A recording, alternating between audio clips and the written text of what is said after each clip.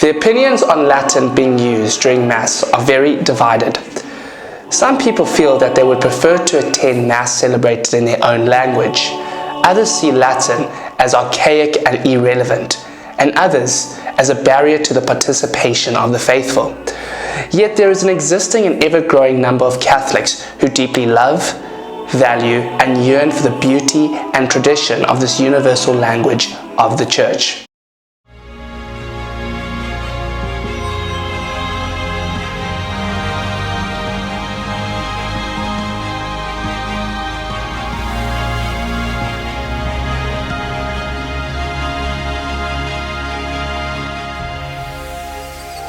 The opinions on Latin being used during Mass are very divided. Some people feel that they would prefer to attend Mass celebrated in their own language. Others see Latin as archaic and irrelevant, and others as a barrier to the participation of the faithful. Yet there is an existing and ever-growing number of Catholics who deeply love, value, and yearn for the beauty and tradition of this universal language of the Church. Let's look firstly at the origin of using Latin during Mass. Latin was not the first language of the Christian liturgy, it was Aramaic. This was the common language of the first Christians, who were Palestinian Jews. The language of scripture and formal worship was Hebrew. However, Aramaic was spoken during Christian worship in the home. With the spread of Christianity from Palestine to the rest of the world, the Eucharist was celebrated in many languages, among them Syriac, Coptic, and Armenian. Greek was the common language in most of the Mediterranean world, and became the language of the liturgy in that region until the early 3rd century. Greek is still included in the language of the Church today. Examples include the word Eucharist, meaning thanksgiving, the phrase Kyrie eleison, as well as liturgy, baptism, evangelize, martyr, and catechumen, which all have Greek origin. In the 3rd and 4th centuries AD, the Latin of the time began to replace Greek as a common language of the Roman world, and would soon become the language of the liturgy. Although it's not known exactly how this change happened, in the early church the liturgy was led by the bishop, according to a set structure. There were examples of Eucharistic prayers, but there were templates and not prescribed prayers. The last document was written in Greek around 215 AD. By the 6th century, the Roman canon, still used today and known as the Eucharistic Prayer 1, is in Latin and prescribed for use exactly as written. It seems that over the centuries a large part of the Roman canon was developed and used first. Liturgies were probably partly in Greek and partly in Latin until the final Latin version evolved. Christians had not used Latin for worship prior to this, and as a result, words had to be adapted or imported, often from Greek, to express Christian ideas. This was the beginning of an ecclesiastical form of Latin. Some evidence points to the Roman canon having been influenced by prayers from the Eastern churches.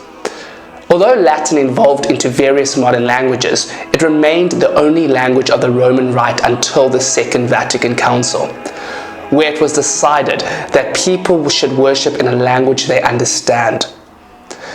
Interestingly, Pope Emeritus Benedict XVI is fluent in Latin and has long supported greater use of it. In 2007, he issued a decree allowing a wider use of the Latin Mass. Traditionalists cheered, but many bishops were still reluctant or opposed, and many priests no longer know how to celebrate it. On May the 13th, 2011, the Vatican issued a directive reminding bishops they must allow celebration of the Latin Mass and giving the Vatican the power to decide any disputes if traditionalists claim their bishop is blocking the use of the old liturgy. There are many who still view any kind of education or teaching on the Latin during the celebration of the traditional Mass as another conservative clinging to the past. To a time gone by, that seems strange, uncomfortable, and old. Yet this was the only language of the Church for centuries, and hundreds of saints found their vocations through this sacred and beautiful liturgy. Over the past 50 years, many of the faithful have been so disconnected from their heritage that when the average Catholic hears mention of the traditional Mass today, the knee-jerk reaction is an extreme one.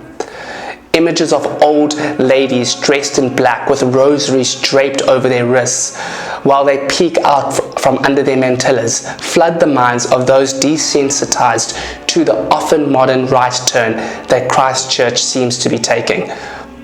One that shouts from the mountaintops, that Gregorian chant, sacramentals, the four last things, and Latin belonging to a pretentious and irrelevant bygone era.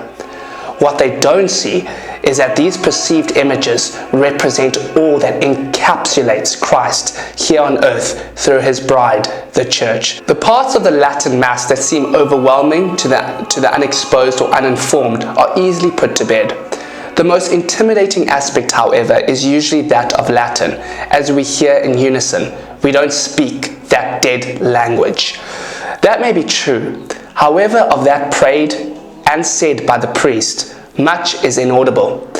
This beautiful language that we call Latin is a church's language, our church's language, the language that exorcists say demons fear the most.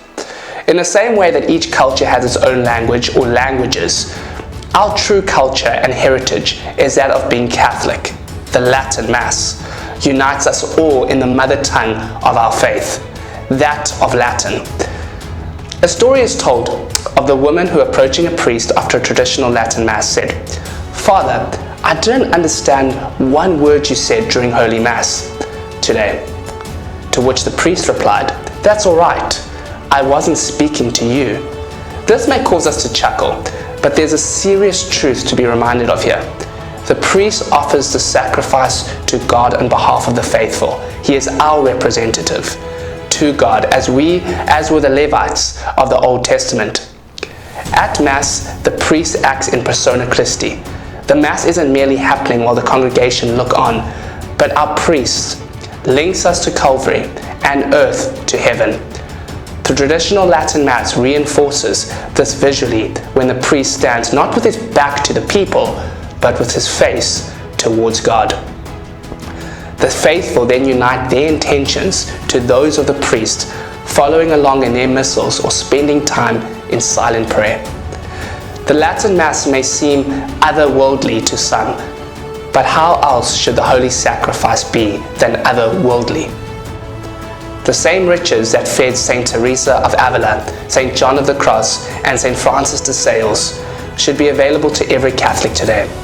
The Latin Mass is, and always has, been for everyone. And remember, fight the good fight and keep the faith.